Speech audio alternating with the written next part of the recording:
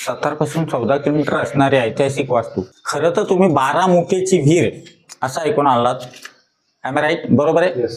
Actually ही 12 मुठेची विहीर नाही, ही 15 मुठ्यांची विहीर आहे. पण त्यातलं कसं आहे माहितीये का, की ही 12च मोठा चालायच्या, त्यामुळे तिला 12 मुठ्याची विहीर असं नाव पडते. जिथनं उतरतोय ना आपण त्या 28 पायऱ्यात, चढताना 19 पायऱ्यात.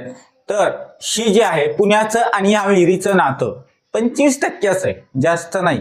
कोल्हापूरचं आणि या विहिरीचं नातं 25% आहे. आणि सातारा ही स्वराज्याची 4थी राजधानी, जिला बालेकिल्ला असं म्हटलं जातं ना, ही आहे ती 50%. सगळं मिळून झालं 100%. स्वराज्याची 3री राजधानी निर्माण झाली, या जागेवरनं निर्माण झाली, म्हणून हिला अशा पद्धतीनं स्वरूप दिलं गेलेलं आहे. समोर हा शिलालेख दिसतोय का, हा संपूर्ण देवनागरीमध्ये, याच्यामध्ये पूर्वेची बाजू आहे सोनेरी रंगातली पूर्वेची बाजू, याच्यामध्ये कधी काळी काम चालू झाले याची तारीख आहे. मधोमध शिल्प आहे, विदाउट पेंट केलेली बाजू आहे, त्याच्यामध्ये कधी काळी काम संपलं याची तारीख आहे. संपूर्ण शिलालेखाचं एक वैशिष्ट्य असं, कोणाच्या काळामध्ये विहीर बांधण्यात आली. छत्रपती शिवाजी महाराज आहेत, संभाजी महाराज आहेत का शाहू महाराज आहेत, कोणाचाही उल्लेख नाही. एका स्त्रीचा उल्लेख आहे. वाचता आला तर प्रयत्न करा. शिल्पाच्या शेजारचा उभा पॅरेग्राफ दिसतोय का, त्या ठिकाणी पहिल्या लाईनला श्रीमंत सौभा असा उल्लेख दिसतोय. इथं शिल्पाच्या शेजारी खालच्या लाईनला गेवती विरुबा असा उल्लेख दिसतोय. शेवटच्या लाईनला सी साहेब असा उल्लेख दिसतोय. ह्या विरुबाई साहेब नक्की कोण होत्या आणि भोसले घराण्याशी त्यांचे नातेसंबंध काय होते, आत्ता नाही मी तुम्हाला सांगणार, पण नंतर बैठक व्यवस्थेत मी तुम्हाला सांगणार आहे. तुमच्या बरोबर समोर काळा पेंट लागलेला दिसतोय. पहिल्या लाईनला श्री भवानी असा उल्लेख आहे. दुसऱ्या लाईनला शंकर प्रसन्न असा उल्लेख आहे. तिसऱ्या लाईनला शुभम भवतु असा उल्लेख आहे. आपल्या राजघराण्याचा आराध्य दैवत म्हणजे शंभू महादेव आणि कुलस्वामिनी आहे ते भवानी माता. त्यामुळे ऐतिहासिक दृष्ट्या छत्रपतींच्या घराण्याला अनुसरून एखादी ऐतिहासिक वास्तू असेल, तिथला मजकूर तिथं राहतो, पण कानाकोपऱ्यात कुठं ना कुठंतरी श्री भवानी शंकर प्रसन्न हा उल्लेख आपल्याला पाहायला मिळू शकतो. जिथनं उतरतोय ना आपण 28 पायऱ्या उतरायच्यात, 19 पायऱ्या चढायच्या आहेत. समोर हा शिल्प दिसतोय. रायगडला कधी गेलाय, कधी जाण्याचा योग आला तर लक्षात ठेवा, रायगड हा हिरोजी इंदोरकरांनी बांधलेला होता. बरोबर आहे ना, हिरोजी इंदोरकरांनी बांधला. पण रायगडच्या प्रवेशद्वारावरती म्हणजे शंभू महादेवाच्या देवळामध्ये जाण्यासाठी तिथं खाली असं एक त्यांचं नाव लिहिलं गेलेलं होतं, कारण त्यांचं पदपर्शन छत्रपती शिवाजी महाराजांचं पदपर्शन त्या ठिकाणी व्हावं हे कायमस्वरूपी त्यांची निष्ठा होती. त्यामुळं तिथलंही सांकेतिक आहे. आता इथं हा प्लस जो मधला जो दिसतोय का प्लस, थोडासा तिरका आहे का, असा तिरका आहे का थोडासा, रायगडावरती प्लस मध्ये पूर्व पश्चिम उत्तर आणि दक्षिण, पण हे जरा तिरक आहे. आग्नेय नैऋत्य वायव्य ईशान्य अशा पद्धतीनं ते आहे. असं शिल्प जर कुठं दिसलं तर लक्षात ठेवायचं, एक तर त्या वास्तूमध्ये मोगलांच्या संदर्भात खलबते घडलेले असावे, नाहीतर जी वास्तू जी आहे त्या पद्धतीनं घडलेली असावी. मी अजित शिंदे, तुमचं लिम गावामध्ये सहर्ष स्वागत आणि मोस्ट वेलकम. या ठिकाणी आता आपण आलो आहोत, हा विहिरीचा पहिला टप्पा आहे. एकंदरीत विहिरीचे किती टप्पे आहेत तर 5 टप्पे. 5 टप्प्यांमध्ये हा पहिला टप्पा आहे. ह्याला उपविहीर असं म्हटलं जातं. उपविहीर म्हणजे एक्झॅक्ट काय तर पूर्वीच्या काळामध्ये म्हटलं जायचं ना आड आणि विहीर, त्या पद्धतीनं हा आडाचा भाग आहे. मुख्य विहिरीचा भाग पलीकडच्या बाजूला. या आडाला स्वयंभू पाणी आजही नाही, यापूर्वीही कधी नव्हतं आणि भविष्यात कधी येऊ शकत नाही, कारण नॅचरल भूगर्भातले जे झरे असतात ना याला नाही येत, कारण नॅचरल भूगर्भातले. आता दोन्ही बाजूला जे पाणी दिसतंय खाली ते कुठलं पाणी आहे, कारण ते स्वयंभू पाणी नाहीये. याची ग्राउंड लेवल आणि त्या पाण्याची पातळी ज्यावेळेस मॅच्युअर होते त्यावेळेस तिकडचं पाणी या साईडला पर्क्युलेशन होतं. अशा पद्धतीची त्याची परिस्थिती आहे. दुसरी मुद्दा असा की आता ज्या ठिकाणी आता हे जे आहे हा जो भाग आहे हा चौरस भाग आहे. किती 4 भिंतींचा भाग आहे. आता त्याच्यानंतर पूर्वेच्या बाजूला 6 दगड दिसतात का, इकडे इकडे या 3 मोठ्या आहेत. पश्चिमेला दिसतात का, या 3 आहेत. 3 आणि 3 मिळून झाला किती, 6. खरं तर तुम्ही बारामोटीची विरस ऐकून आलात, परंतु या ठिकाणी आहे त्या शीत आत्ता जागेवरती ह्या 3च मोठ्या आहेत. पूर्वेला 3 आणि इकडची आहे ती 1. बाकीच्या चालत नव्हत्या. जोपर्यंत इथं पाणी आहे तोपर्यंत या मोठा चालायच्या. 2019ला सांगली, कोल्हापूर, आलमट्टी धरणे पाण्याखाली गेलेलं होतं, मागच्या बाजूला चर्चकडच्या 11 पायऱ्या बुडलेले होते. आणि 1995 आणि 96 साली 1996 14 पायऱ्या बुडलेल्या होत्या. तर नंतर इतकंसं पाणी आलेलं नाही. आता वैशिष्ट्य असं 2024 साली मागच्या वर्षी एवढंच पाणी आलेलं, तर नंतर एवढं पाणी आलेलं नव्हतं. एक वैशिष्ट्य असं विहिरीचं आहे, कितीही पाऊस आला तरी हितनं वरती पाणी जातं. हे कधी जातं, हे जास्त प्रमाणात पाऊस झाला तर इकडंच जातं. पण तिथनं समोर एक पांढरा कंगोरा दिसतोय का भिंतीला, पांढरा कंगोरा दिसतोय का, त्याच्यावरती कधी पाणी जात नाही. पाणी इकडंच जातं. व्हॉट इज द रिझन, हे कारण काय माहितीये की पूर्व, पश्चिम, उत्तर आणि दक्षिण शंभू महादेवाच्या पिंडीवरती पाणी ओतलं. हे कुठल्या बाजूला जातो, शंभू महादेवाच्या पिंडीचं पाणी हे नेहमी उत्तरेला जात असतं आणि अशा पद्धतीने हे इकडंच जातं, तिकडं जात कुठल्याही दिशेला नाही. त्यामुळं विहिरीची डिझाईन ही शंभू महादेवाच्या पिंडीचा आकार आहे. डोक्यावरती 2 शिल्प दिसतात का, रायगडला कधी गेलाय,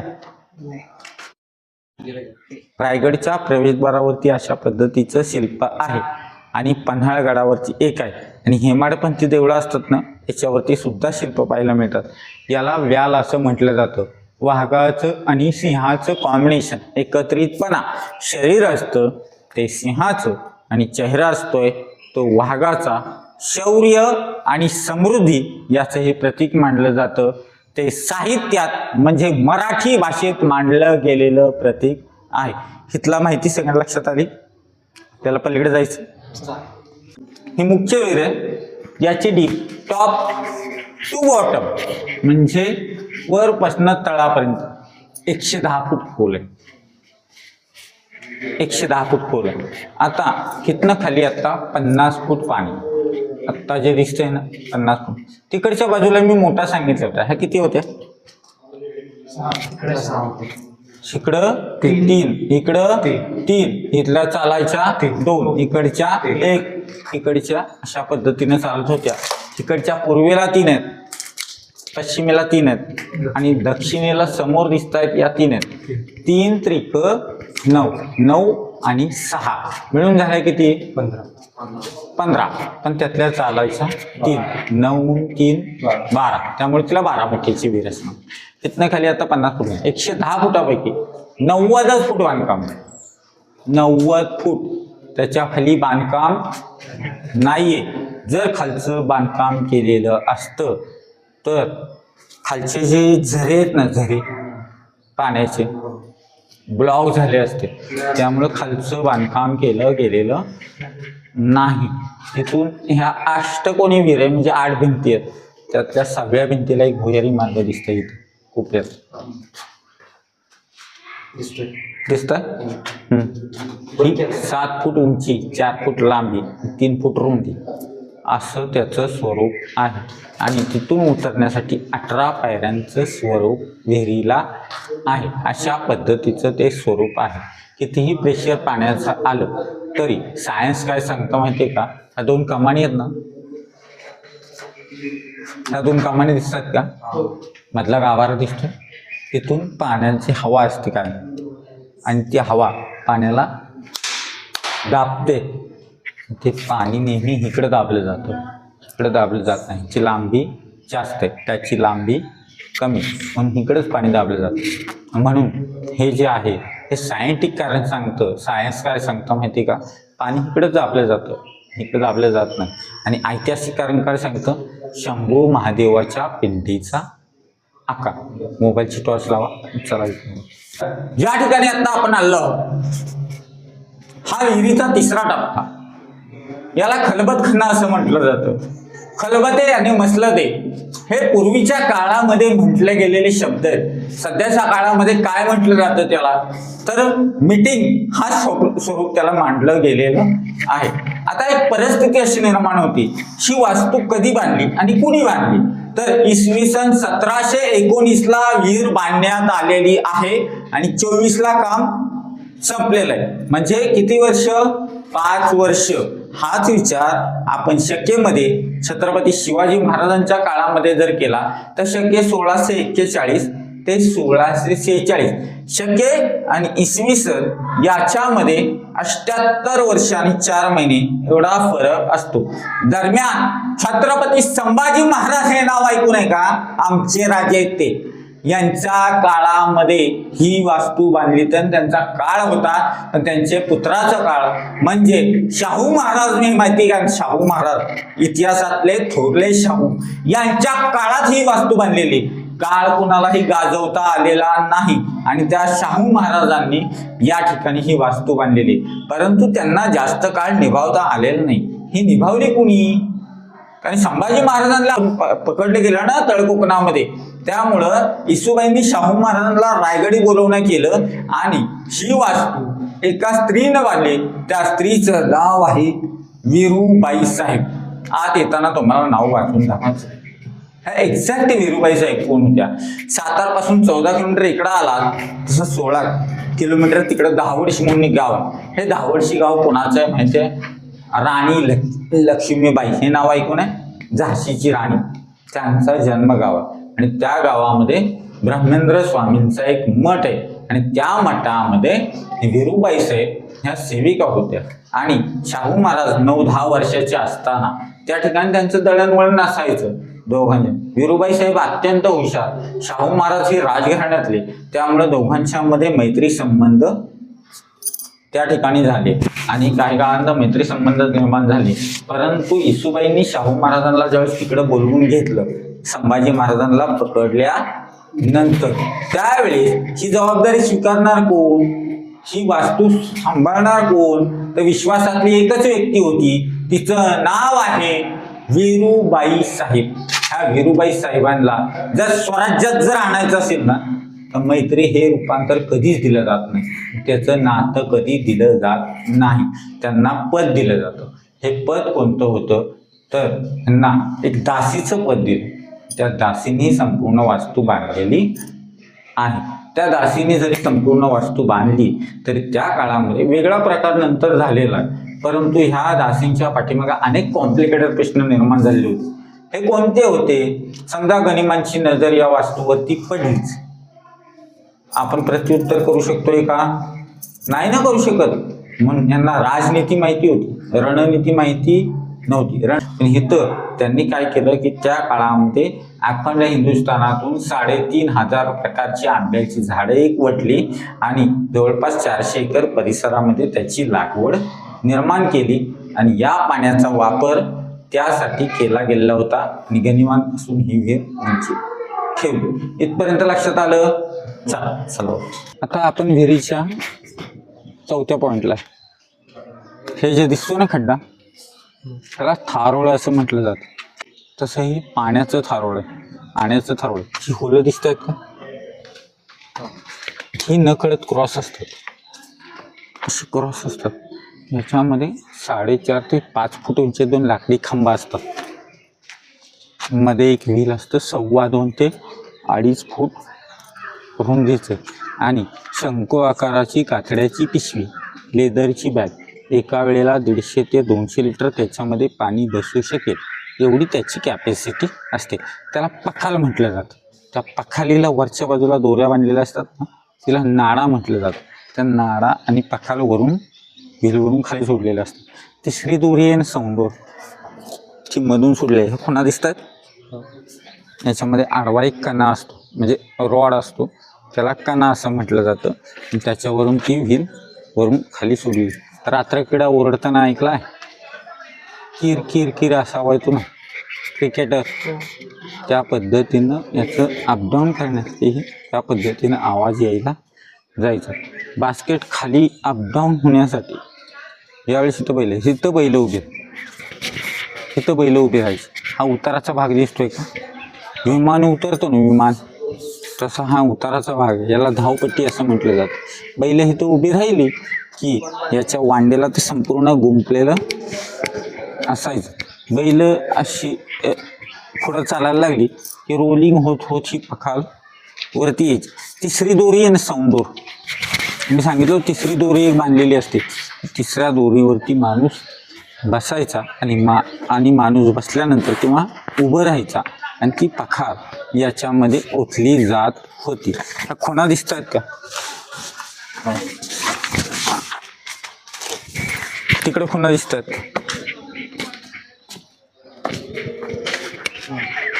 ह्या संपूर्ण सौंदोर घासलेल्याच्या खुणा आजही जशाच्या तशा अस्तित्वात आहेत. इथपर्यंत लक्षात आलं. एक नंबरला जरी पखाल पलटी झाली, त्यातलं पाणी ह्याच्यात येतं, ह्यातलं पाणी ह्याच्यात येतं, ह्यातलं तिन्हीची डिवायडेशन एक होते, तिथून हे गाईचं मोकळं येतं, तिथून ते हौदात जायचं. हौदातून पाणी ओव्हरफ्लो होऊन ते आउटलेट बाहेर जायचं. हे सिंहासन आहे. असं सिंहासन महाराष्ट्रामध्ये किती ठिकाणी, तर ज्यांनी स्वराज्य घडवण्याचा ध्यासच घेतलेला होता, राजमाता जिजाऊ हे नाव ऐकून आहे. त्यांचं सिंहासन रायगडाच्या पायथ्याशी पाचाड माहिती आहे, पाचाडला आपल्याला पाहायला मिळू शकतं. ज्यांनी स्वराज्य घडवायला सुरुवात केली त्यांचं सिंहासन पहिलं कुठं आहे, छत्रपती शिवाजी महाराज, हे राजगडावरती आहे. दुसरं सिंहासन कुठे आहे तर रायगडावरती. तिसरं पन्हाळगडावरती, आणि पन्हाळगडावरती कुठे आहे तर सज्जाकोटीच्या डाव्या साईडला एक छोटंसं असं सिंहासन आपल्याला पाहायला मिळू शकतं. आता ज्या ठिकाणी आपण आहोत ते इथं छत्रपती संभाजी महाराजांचं सिंहासन आपल्याला लाभलेलं आहे का, नाही ना, आपण त्यांना अर्ध्यातून गमावलं. मग संभाजी महाराजांचे पुत्र छत्रपती शाहू महाराज, त्यांचं सिंहासन कुठे आहे, हे जे आहे ना तिथं उभं आहोत त्याला सदर असं म्हटलं जातं. सदरेवरती यायचं कुणाचंही काम नाही आहे, आपण आलेलो आहोत. इथं शामियाना उभा केला जात नव्हता, तंबू उभा केला जायचा. तंबू हा आपल्या भाषेत म्हटला गेलेला शब्द आहे, शामियाना हा उर्दू लिपीमध्ये म्हटला गेलेला शब्द आहे. आता अशा पद्धतीनं आपली येण्याची जागा ती आहे, शाहूंची येण्याची जागा ही आहे. एक, हे दोन, ते तीन, ते चार, एकाडे भिंतीवरती 4 शिल्प दिसत आहेत का, याला शरभ असं म्हटलं जातं. काय म्हटलं जातं, शरभ. शरभ हा प्राणी इतिहासात त्याच ठिकाणी वापरला जातो की आपल्याला काहीतरी सांगायचंय पण लिहून ठेवू शकत नाही, म्हणजे एव्हिडन्स ज्याला म्हणतो त्याच ठिकाणी त्याचा वापर केला गेलेला आहे. हा प्राणी 3 अवतारात दिसतो. एक गरुड माहिती,